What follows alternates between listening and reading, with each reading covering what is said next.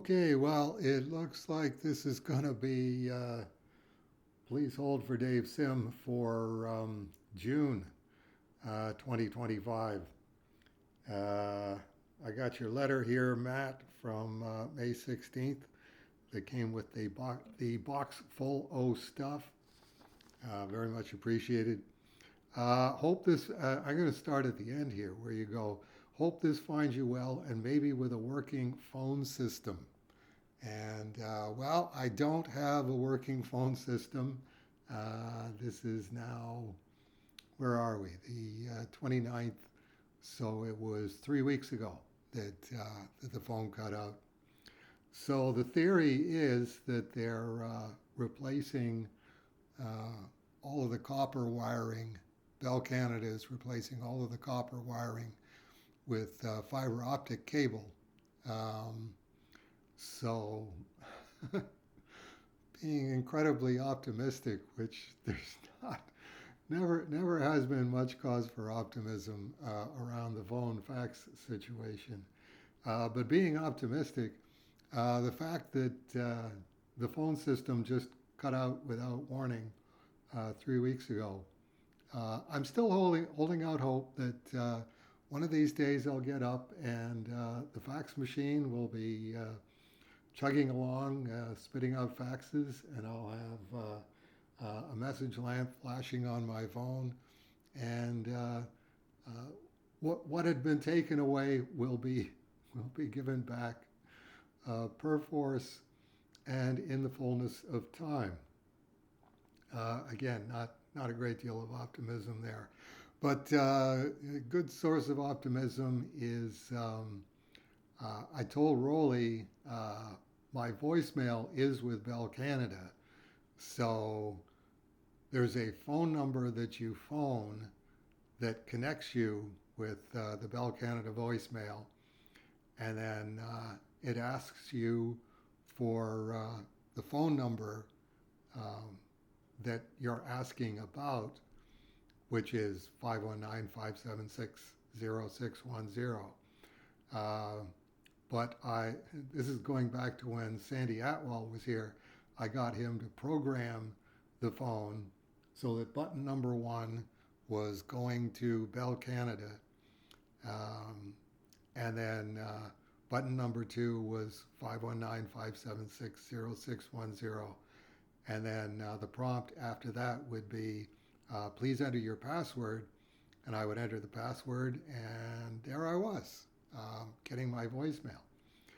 But of course, because I had it programmed as button number one, it's like, well, what is the number for the Bell Canada voicemail?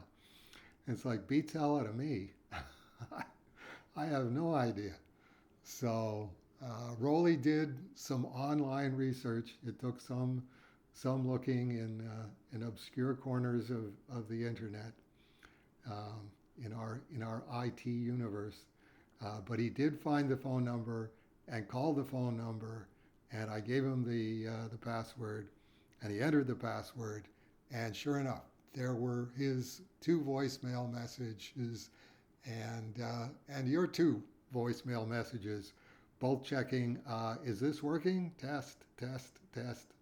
And it's like, well, okay, that only took about 2 weeks uh, to to get to that point. So we are making progress.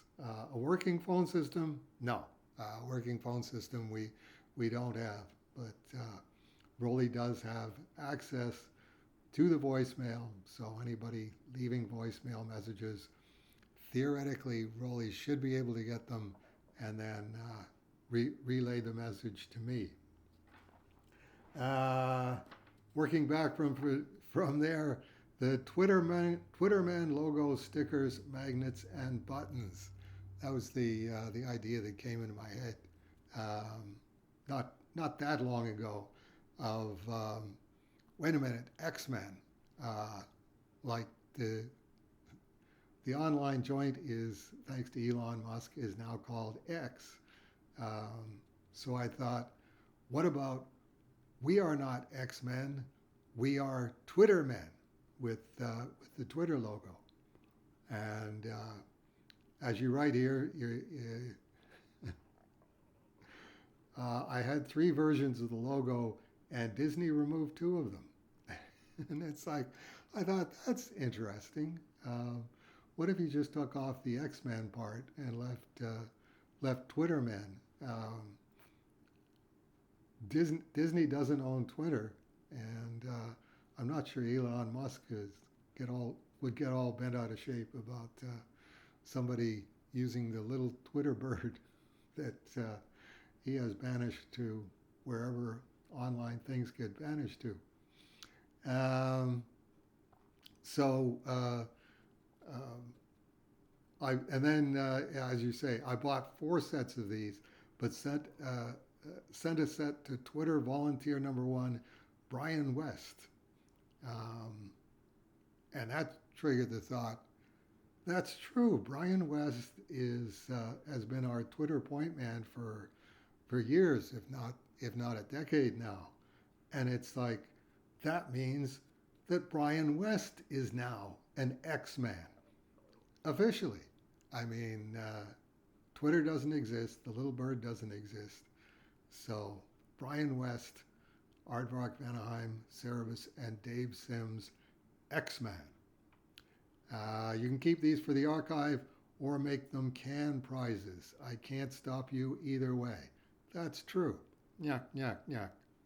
So I've decided to make them can prizes. Whoever wins gets all 3 logo stickers, all 3 fridge magnets, and all 3 buttons. It just doesn't get any better than that.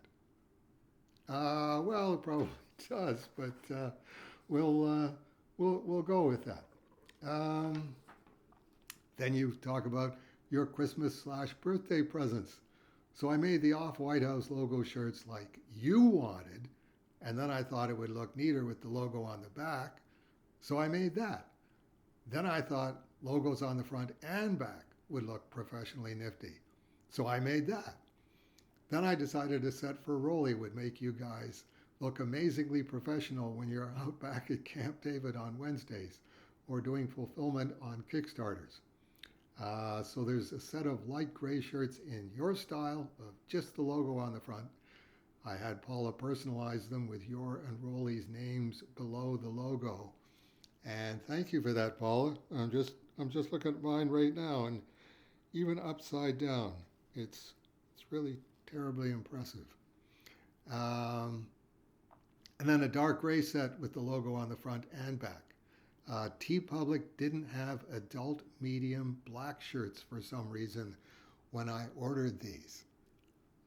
Okay, well, I'm not much of a one for conspiracy theories, as you know, but we'll just let that go for right now. We'll just say in quotation marks, TeePublic quotation mark didn't have quotation mark adult medium black shirts. As you say, for some reason. We'll assume that there was a good reason for that. The Lone Ranger book. And yeah, we just did the Lone Ranger a little while ago. It showed up, and I thought you might get a kick out of it. If not, disappear it down the memory hole.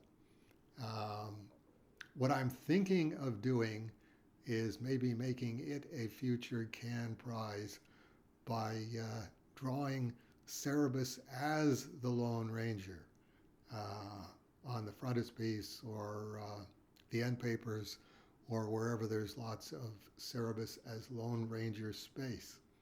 So there is that. The Taylor Swift book. This was the People magazine book.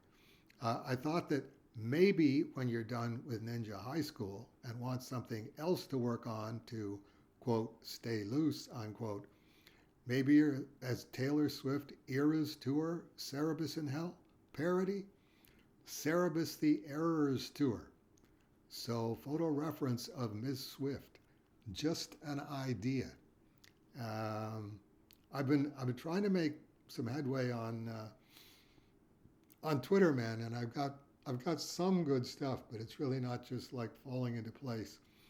So I think the next thing that I might do is going to be the Berserker Sailor Moon, which I've still got all the reference for. And maybe what I'm going to do, and this is another theory, we'll see if I can get around to actually drawing one of these, is do a guest sidekick for Berserker Sailor Moon, which would be Taylor Manga Eras. Taylor Manga Eras, sorry, mispronouncing that. And what would Taylor Swift look like as a manga character in her Eras Tour swimsuit? We'll see if I can get to that sooner rather than later. It's always a theory. What the number 25? Why? Check out the first page. Not one, but two Marie Severin cerebi. And I'm going like, you have got to be kidding. And opened it right away. And there it is. You are not lying. You are not exaggerating. 1993, Marie Severin drawing Cerebus twice on the monitors, where does it say it here? Our mutant detector Cerebus has detected a deadly new threat. You must go and investigate. So they actually called him Cerebus in the story. And then the Beast parody at the bottom going, Cerebus, the others think of you as just a computer, but they don't know you as I do. I see you as so much more than just a collection of circuits and wires. If it's wrong to be in love with a computer, then let me be wrong. And they never really pick up on that in the rest of the story, but I'm going, Barry Dutter's the writer. Where did that come from? And 30 years later, more than 30 years later, probably not a good answer for that. So I'm gonna get Rolly to scan this first page. I'm sure you probably already posted it, but folks can be looking at the two cerebi and the Beast parody while I'm talking about this. But definitely way cool. The Marie Severin, the parody artist of my extreme youth. The first Marvel comic that I ever bought for myself was the Not Brand Ech Super Duper Man parody, or Stuperman parody. Super Duper Man was EC, and yeah, I was even terribly impressed at the time. I don't know who this cartoonist is, but this is very funny cartooning, and a really, really good Superman parody. Even as a Superman fan, which is why I bought it, because I was a Superman fan. Let's see what this is about. I thought it was pretty funny. Still, I think Roy Thomas wrote that one, and there was a line towards the end. Look there, Super Rhino. Look where, Super Horse. And I still remember that to this day. Good comedic timing. So yeah, I'm going to mark that one. Then we're moving on to, where is it here? Marvel 2-in-1 number 70. Since you said you wanted another copy. That's true. I remember getting a copy of number 70 from you, and then you offering to send me another copy that you had. And I remember thinking, well, I've already got one of them. Why would I want another copy of Marvel 2-in-1 number 70? And it's like a part of me went, you can never have too many copies of The Thing versus the Yancey Street Gang, inked by Gene Day. It just doesn't get any better than this. And moving back from there, Unknown Worlds of Science Fiction number 5.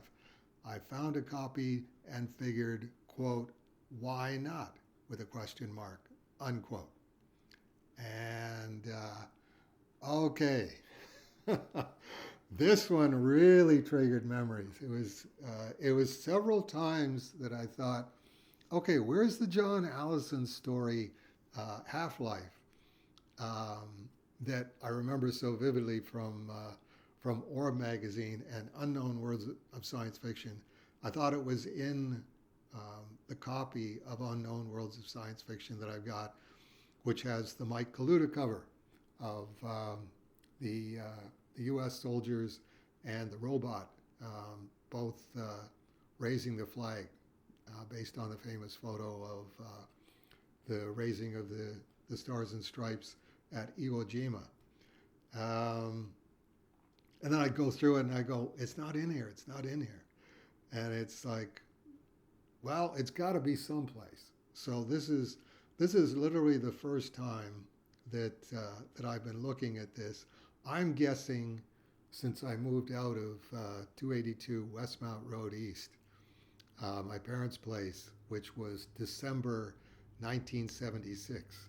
So we're going back almost 50 years. I think I winnowed out my collection when I was moving out.